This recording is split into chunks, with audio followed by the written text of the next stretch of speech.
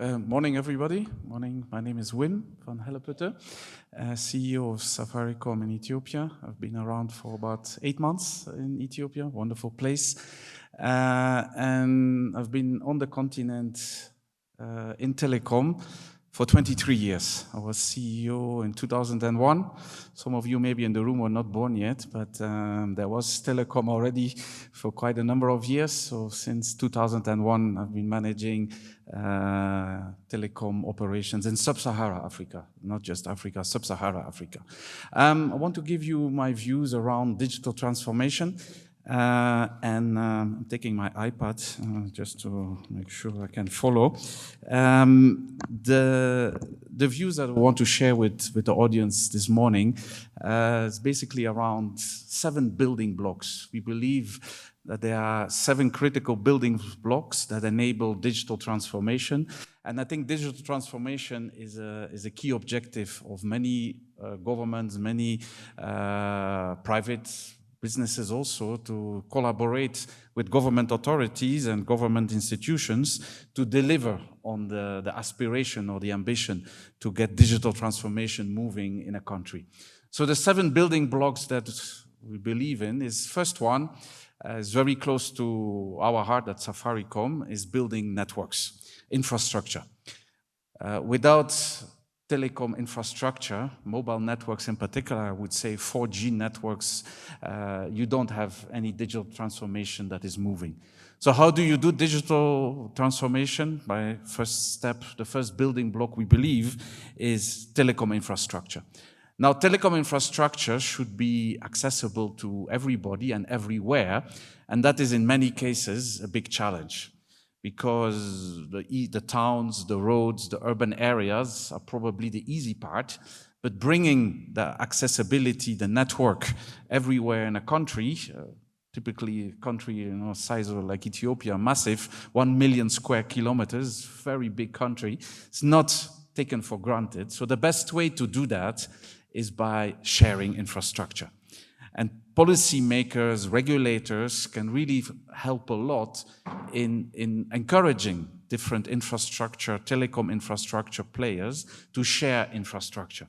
Because when you share infrastructure, you're actually levering the asset in a much better way, and it drives down the cost of delivering services. So the approach that we have taken as Safaricom in Ethiopia is that we have embarked on a program of smart infrastructure sharing. So we are building our own infrastructure for sure. We have about 1,500 towers that we've built ourselves. But at the same time, we're also leasing infrastructure, a little bit from Ethiotel.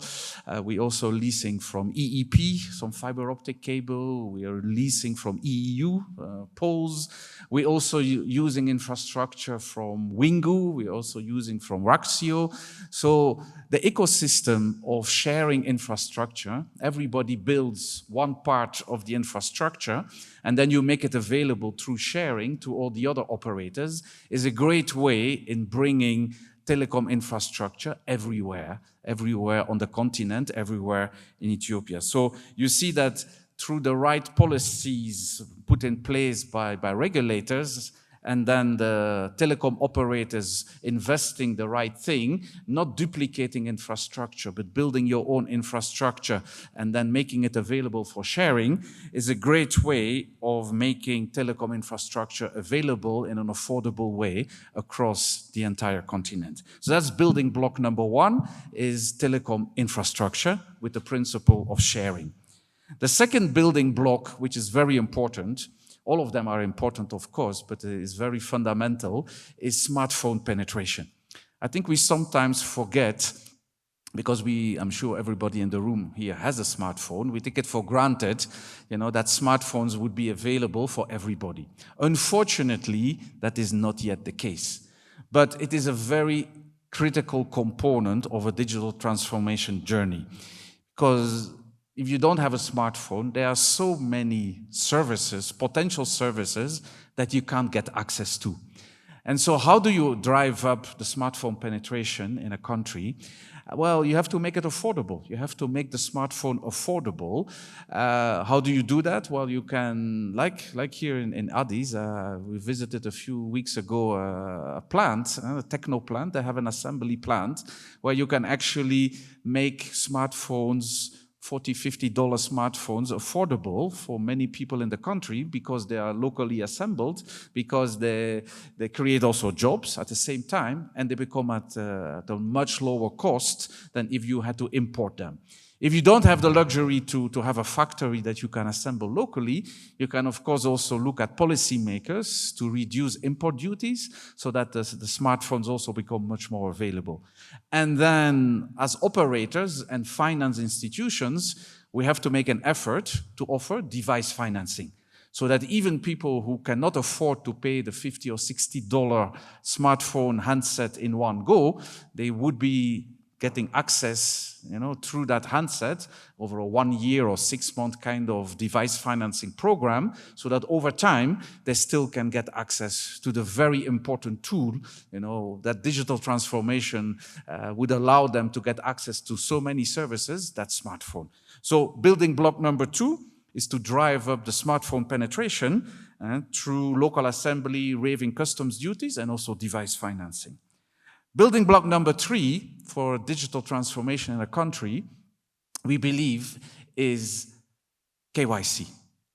Electronic biometric KYC, national ID. I think many countries on the continent have struggled with this over the years, is to get national ID in an electronic format. It's very important if you want to offer particular services, personalized services to individuals, is that you know how to identify that unique individual.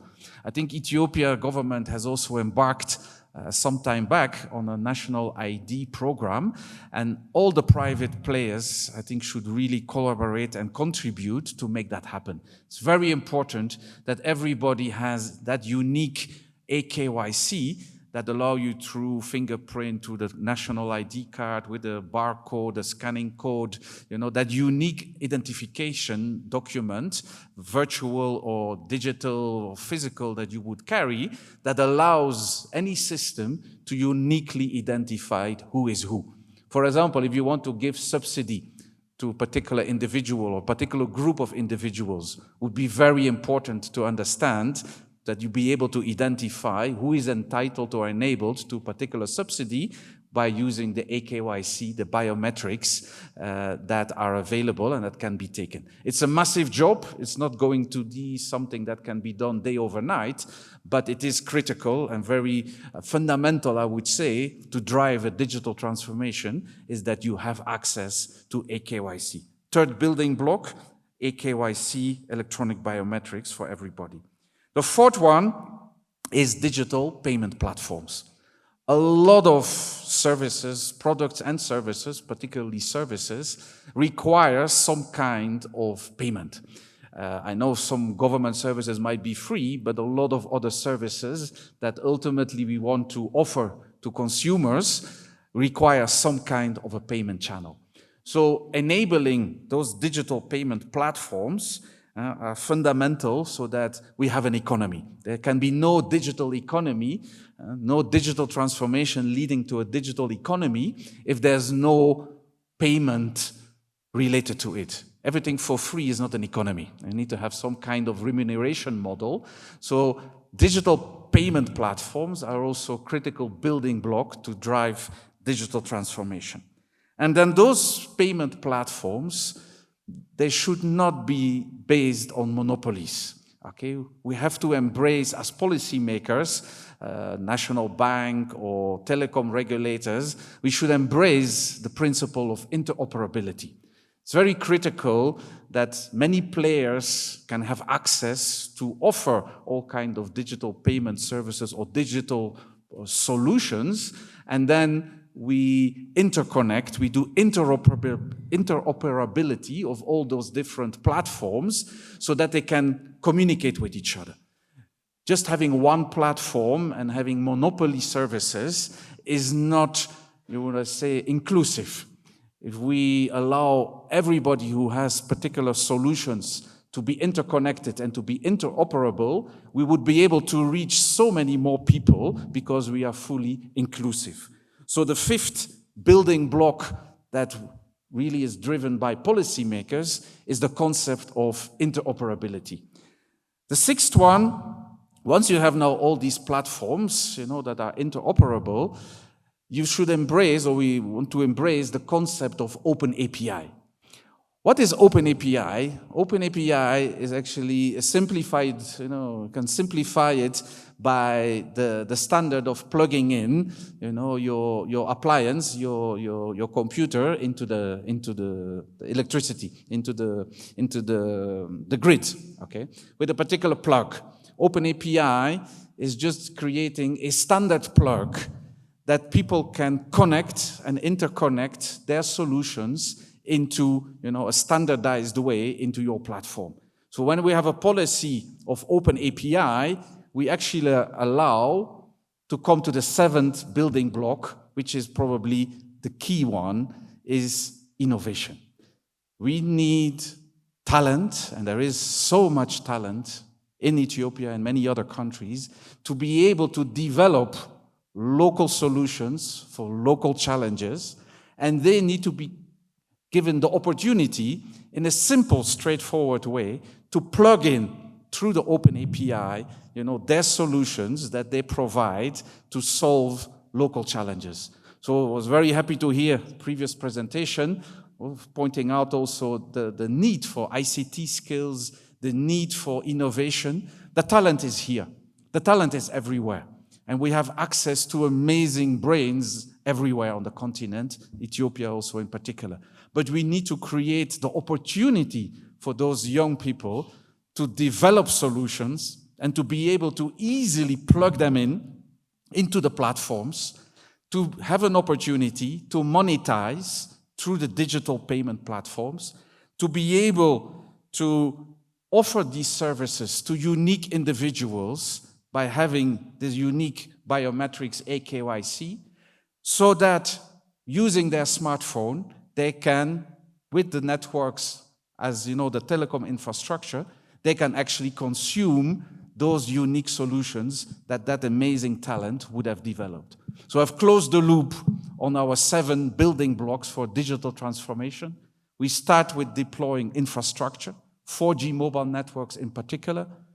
We add a smartphone penetration. Everybody somehow, sooner or later, needs to have a smartphone in their hand if we really want to succeed with digital transformation.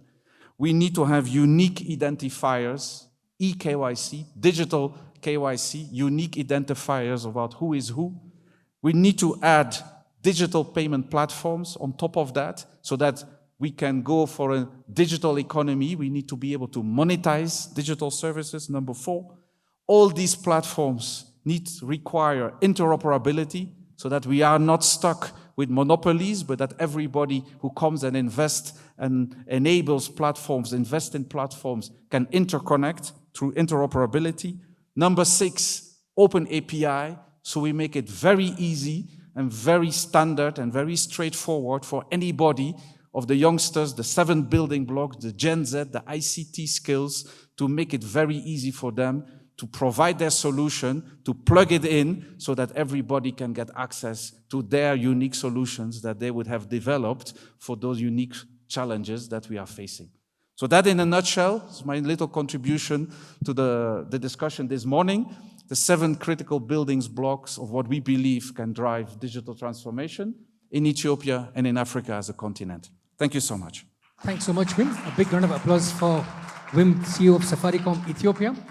Thank you very much, organizers of this amazing workshop.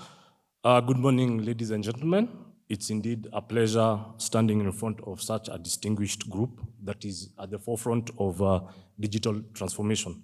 Before I go into my speech, I would like us to showcase what we are doing at Avanti as our small way to provide and drive the digital transformation in Africa. Please play the video.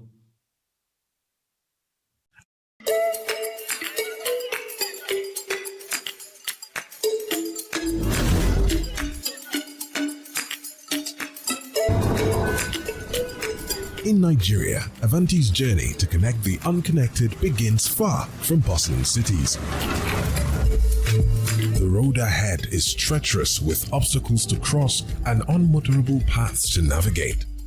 Meet Ndubuisi, a dedicated satellite installer from Avanti. Access is a major challenge to these remote communities. Most of these communities are not connected to any form of road other than track roads. Most of the times you see yourself being on a bike for more than 3 hours. The installation process begins, and hope shines as the equipment is erected, connecting the village to the world. This is truly more than a technology. It's truly a lifeline and a source of happiness to everyone in this community. As the first signals light up, faces in the village glow with joy. Access to the internet and phones is no longer a dream, but a reality. For generations, villages like Angwan Galadima, Yaya Dogo, and Garin Hamasayo were isolated from the world. With connectivity comes education, healthcare, and economic opportunity, transforming the lives of those who were once unreachable. The internet has bridged the distance barriers that once held the village back. Local businesses thrive as they reach new markets and connect with customers worldwide. Kafin in je sayan taki ko maganin feshi zan kira shi mai shago in ce oga kana da taki mai suna kaza a shago ya tura mun account number sa daga nan through POS sai ya sa a mota ba tare da mani sai na je Gombe din bata lokaci in bata kudin mota na ba. Bayan samu network a wannan lokacin ne na yi tunanin to wani irin kasuwanci ne zan fara tunda mun samu network to sai na tunanin wannan kasuwancin da nake a kai nake sayar da su recharge card nake sayar da katin sim card sannan kuma rashin na mutanen da suke sayan sim card a wurina.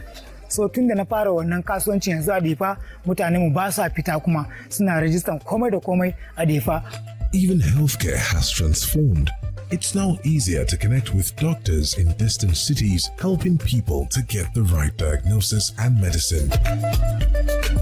Imagine not being able to talk to your loved ones or your relative for several months, years. That's joy that it brings to them, seeing them being happy, making calls, keeps me going. As Ndubuisi's team prepares to leave the village, the impact of their work is evident. A village once forgotten is now part of the global network. Da sai mun je kashe da mun hau inda abin nan yake amma yanzu muna gida nan zamu kira waya ko ina nan har zuwa Kano, Abuja ko ina zamu kira waya normal ba wani matsala. These and many other reasons are the reason why we do what we do in Avanti, creating impact in many remote communities, bringing joy and happiness to them. We'll keep coming back, connecting many more villages at a time. Ours is a testament to the indomitable spirit of those who refuse to let remoteness stand in the way of progress. It's a journey of courage, perseverance, and the unwavering belief that connectivity can change the world, one remote village at a time.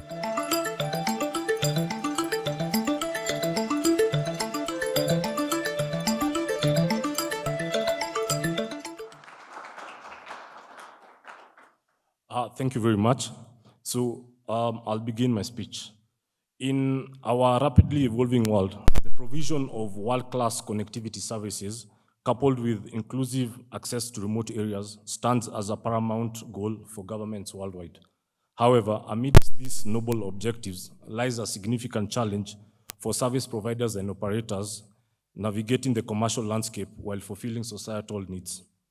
To align these key objectives, collaboration and innovation must take precedence. Governments and service providers must forge strategic partnerships, leveraging technology and resources to bridge the gap between urban centers and remote areas. Investment in infrastructure, as broadband expansion and mobile network coverage, are essential for ensuring equitable access to services. We at Avanti Communications, a global multi-orbit provider with a mission to connect the unconnected, is leveraging satellite technology to create custom solutions that protect communities and unlock opportunities for individuals, communities, businesses, and governments across Africa, with successful deployments in Nigeria, South Sudan, South Africa, Kenya, and soon in Ethiopia. As a global business focused on the African continent, Avanti can and is delivering a reliable, high-performance solution, even in the most challenging of locations, as demonstrated in the video. It uses its scale and expertise to connect those in hard-to-reach areas, improving connectivity, access to education, and helping create a safe environment for people to live and to work. In the near term, achievable targets include expanding internet connectivity to the underserved regions, establishing community centers equipped with digital resources, and implementing mobile healthcare initiatives to reach remote populations through affordable means. Meanwhile, in the long term, ambitious goals like establishing sustainable energy solutions, enhancing transportation networks, and fostering economic development in these remote areas can be pursued by governments. As we navigate an ever-evolving terrain of telecommunication landscape, one cannot ignore the shift reshaping our industries, from the exponential growth of data consumption to the increase of IoT devices. The demand for connectivity has never been greater. Moreover, the COVID-19 pandemic has underscored the critical importance of reliable internet access, not just as a luxury, but as a fundamental utility for work, education, and healthcare. Amidst these trends, Avanti satellite technology is emerging as a beacon of hope, particularly in rural communities lacking access to traditional broadband infrastructure. Leveraging on our unparalleled coverage and bandwidth capabilities, Avanti is pioneering a new era of connectivity and bridging the digital divide while empowering the underserved communities across Africa. Furthermore, our commitment to innovation extends beyond technology to encompass service delivery and customer support. Through strategic partnerships with local stakeholders, such as our mobile operators and community-driven initiatives, Avanti is not merely a connectivity provider, but a catalyst for social economic development, unlocking new potentials and empowering individuals to realize their full potential. Looking ahead, the potential of rural connectivity is limitless, from empowering precision agriculture to e-learning initiatives to enabling telemedicine and e-commerce in remote areas. The societal impact of this connectivity cannot be overstated. In pursuit of these objectives, however, trade-offs may need to be negotiated. Service providers may face financial constraints and hurdles in expanding their operations to remote regions. Governments may need to offer incentives, subsidies, or reforms to encourage investment in these underserved areas. Additionally, the balance of profitability of service with the affordability for customers in most of these rural remote areas may require innovative pricing models, which we are in discussions with our various partner operators and/or government subsidies and implementations of programs such as the Universal Services Access Funds that has been implemented by quite a number of governments in Africa. Ultimately, achieving the twin goal of providing a world-class service and inclusive connectivity to remote areas across our beautiful continent demands a collaborative effort driven by a shared commitment to social responsibility and economic growth. By aligning our interests, setting realistic targets, and negotiating trade-offs with foresight and creativity, we can build a more connected and equitable future for all. In conclusion, as we navigate the complex terrain of industry trends and service performance, let us embrace the transformative power of technology to build a more inclusive and connected world.